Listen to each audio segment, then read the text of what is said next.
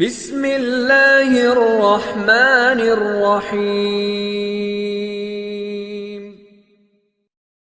منہ مبارک صحابہ رضی اللہ عنہم اجمعین۔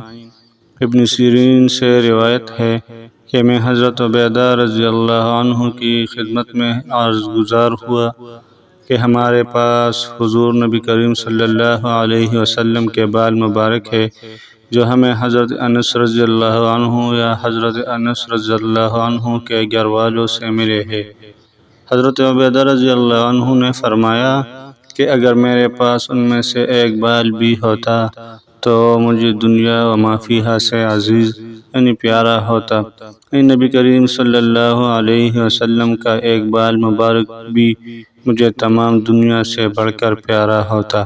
ابن سیرین نے حضرت انس رضی اللہ عنہ سے روایت کی ہے کہ جب رسول اللہ صلی اللہ علیہ وسلم نے اپنا سر مبارک منڈوایا تو حضرت ابو طلحہ رضی اللہ عنہ سب سے پہلے شخص ہے جنہوں نے آپ صلی اللہ علیہ وسلم کے بال مبارک حاصل کیے۔